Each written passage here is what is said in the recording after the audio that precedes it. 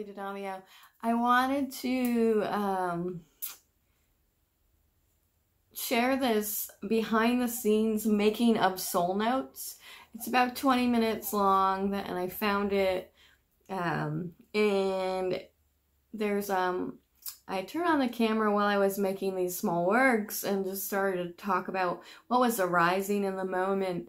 And you kind of go on a little journey in about 20 minutes and get a bigger picture about what Soul Notes, the collection, is really about, and what it does mean to me and for me. I thought it was very telling when I watched it back this morning, when I found the video, and it made me smile and it made me cry.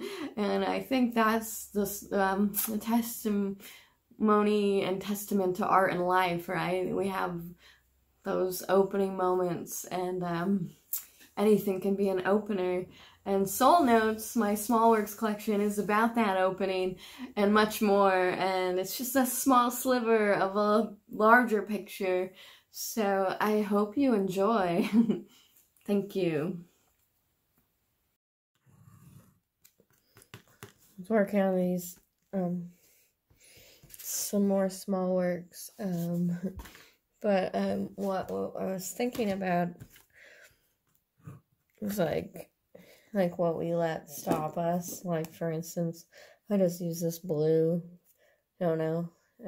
I got these sent to me once, and been like drawing with them instead of, I don't know. But like, it's just like something as simple as that is like that exploration part. Like, doesn't really matter. In the sense of, like, we get so hung up on, like these are all different, and you could argue the quality and stuff, but at the same time, it's like, what if that's all you got? You know? What do you do?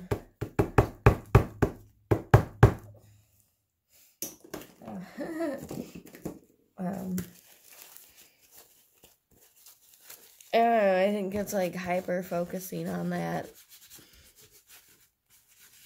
is can be like a detriment, especially in the beginning or something. Well, maybe the thing everyone rejects is like gonna end up being your thing.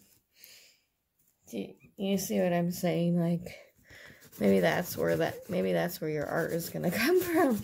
If it's gonna come from that place, then it's like, oh shit, you gotta get ready. Because that ain't gonna look it's gonna look a little different. Yeah. And those are the harder things to like kind of grasp. Because maybe we're looking for like these like linear answers, you know. But like the answers are really they're inside of you. And it's actually by this experimentation and exploration is where you're finding it. And yeah, there's probably fear there too, but it's like, what if we just invite the fear to the table, you know, right now in this session. Now, I don't mean like, I'm talking more about like imagined fear, like the fear that keeps us stuck from like these explorations. Now, if there's real fear in your life, I'm not saying that, you know, now. So we gotta learn to separate out, you know, these things too, just as much as but it's about the awareness and like just realizing that you have this moment to change. If you're not in immediate danger, like, because there's real fear, and then to me there's imagined fear. But And that's the thing, is like facing that. Ooh. Facing that in even right now, like, oh no, I don't know what this is gonna do.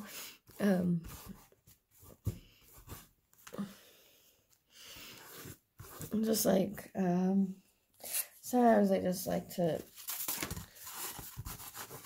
move in these multiple things that are laying around. But, back to the fear factor. It can be scary. Cause like we're going into the unknown. And maybe we liked what was underneath, you know? So it's like,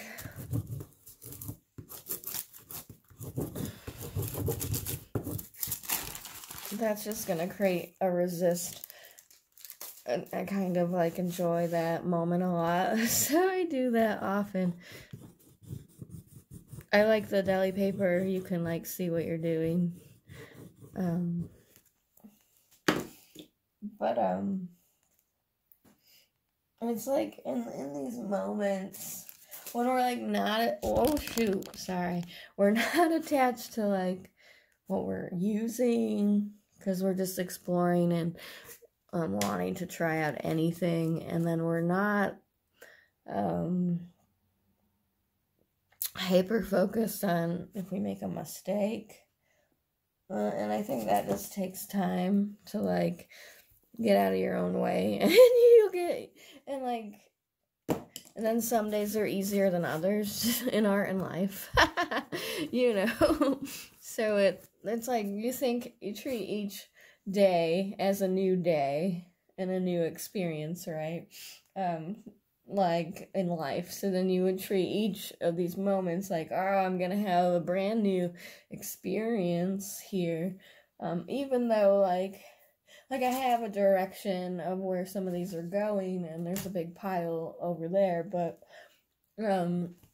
it's like you're entering the moment again, and maybe you won't get the same result, but you know, if you've made a shit ton of these, excuse me, then there's probably gonna be information lurking under there, and to me that's why you want to make like a lot of stuff. You know, not just in like make a lot of throwaway stuff or something you would consider. That's just like a practice. Automatic drawings, sketches, whatever it is, I don't know.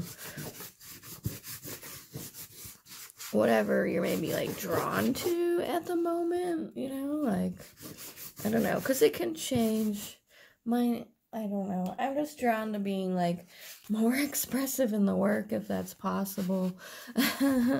But like with a like really raw attitude and like, ooh, like I guess there's a confidence there, but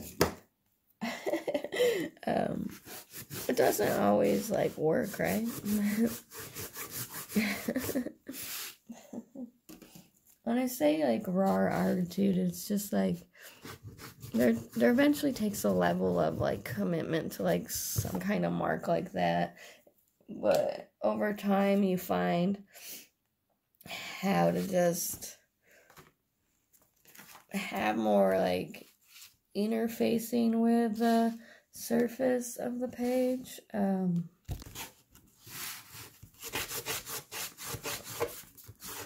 Hopefully I'm gonna have some overhead stuff built soon, but hey, that's another good point, is I don't have the overhead stuff built.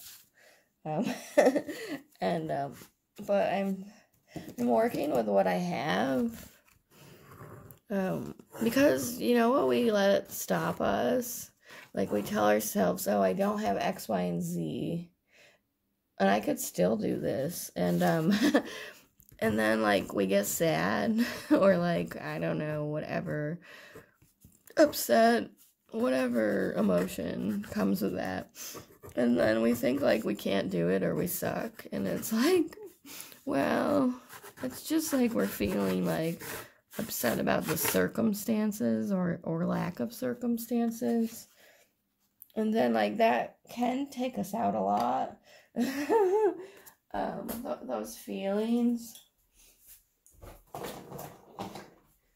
But it's like we really just want to get back into what we know, you know, like we gotta, I think, grieve sometimes those things, like, yeah, it didn't work out, or, yeah, this direction isn't working in our life, and then maybe just get back up and see what else is there, and maybe use that experience to, like, kick ass somewhere. Not like literally, but just like you could take that energy of the negative experience, put it into the work. You know, that's like a little secret. You want to like show up like every day. You want to drive yourself somewhere. Just take like the experience, and it doesn't always have to be a negative one, but like you can really like put that into the work. And then you like learn, if you start to do that, you also like start to like detach from things, and you'll kind of just start to go out on your own, and you get a lot stronger in the process. It's really, I'm saying that because that's happened to me, like, so I mean that's just an advice that, I mean, I didn't know it would. There was part of me that just wouldn't give up, and still doesn't, even though there's definitely like a quitting voice in there. But it's like, how do you want to make it, and what do you want to do, and how are you gonna drive yourself somewhere? And no one's gonna do it, man. Like, except you, you know. So, and these are like these moments that you kind of do find out what you're made of and what you're not, and what you need to maybe get more of. Yeah. But most of all, you'll find out you're resilient as hell. Yeah. And then you're finding out like what you love in the process of that like emotional like discourse debris. So it's like looking at every situation as an opportunity, and maybe because you didn't have the means, actually maybe that's an advantage point, because you have to get more creative now, and that other person doesn't. They just have the luxury of coasting along in their like comfy stuff, you know. And maybe it's not a luxury. I'm sure it's not always comfy either, even if they pretend it is. But like what I'm trying to say is, like, there is no luxury when you're like down in the dirt. You know what I'm saying? You got but there's a lot of learning. And there's a lot of resilience that rises from those moments, you know. So that happens in art, I think, and that happens in life. At least it happened in mine, and and it's still happening. Now, it's just my, obviously, opinion, and my experience. So that's what I'm speaking through and from. But I think I'm speaking too from a person that's been like locked up for like, not anymore, but before, like, decades, you know. So it doesn't come like, I don't say this stuff lightly, man. I just say it as like what happened, and I think say it to, well, remind myself of how far I've come, right? And also, like, we can, like, look at it differently. Sometimes we get, like, really pigeonholed into thinking that there's only this, like, one formula for art and life, or, you know, if I only do this one thing and I obtain it, then, well, everything else will be fine forever. It doesn't work that way. You know, like, life happens and we change too, right? So when you wanna, evolve yourself,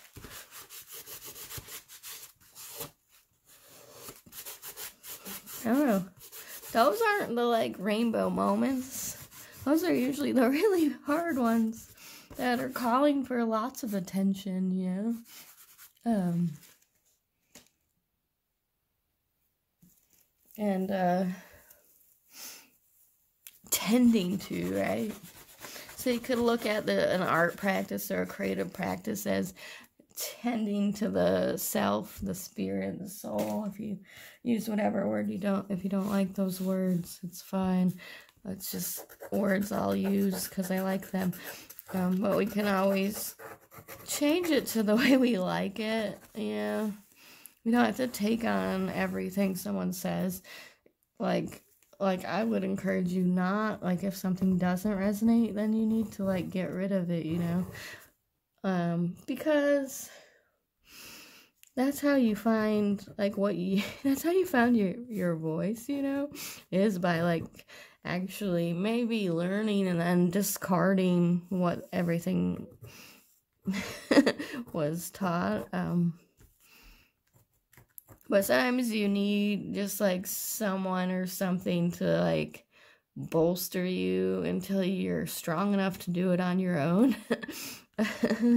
Because there are, like, fallow times and hollow moments, I guess. Like, more down moments than up moments in art and life. And I don't know.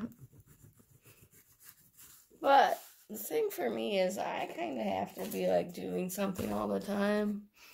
I kind of like using, like, the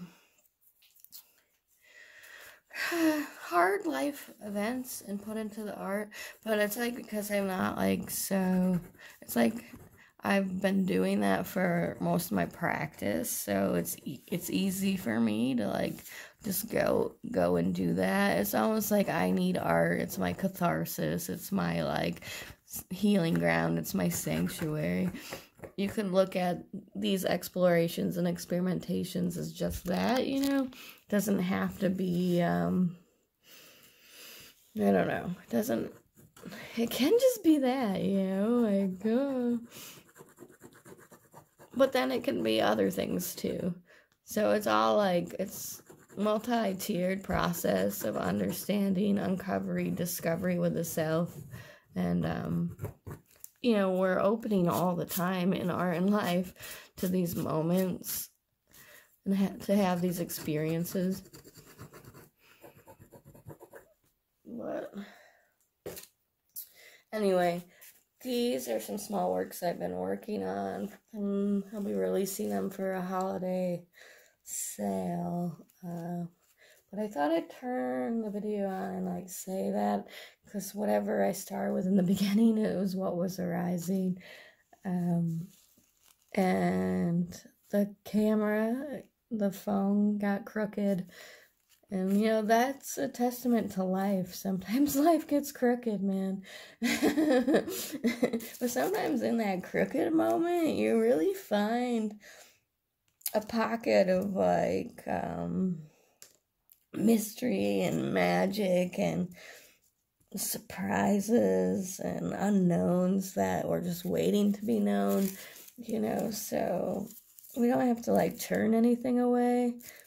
And it's a practice of turning to face ourselves each time, each moment, each you know, painting each life, like each life moment, you know. And that's where, you know, that's where the good stuff is made, like in that unknown space, and just paying attention and showing up and being willing to, like, take the ride. Thank you for watching this video. If you like what you're seeing and hearing, just hit subscribe. You can also check my work out at nataliedidamio.com. It's all about soul, soul notes, energy, emotion. It's never any one thing, right? So I'm interested in the process and practice and bringing out my energetic background and my shamanic background. And I'm sharing these messages too. It's more, I always say it's more than just painting for me. To be multidimensional, just like we are multidimensional beings. It doesn't have to just be like one-sided. And that's the cool thing about art and life and creativity. There can be many ways into something, into a new perception, understanding, and experience. And that's what Natalie Didamio art is all about. Helping you find freedom in art and life, and helping you return to that creative spirit, that wellspring of being, that voice and that like energy, and sustaining that during these times. So thank you for being here.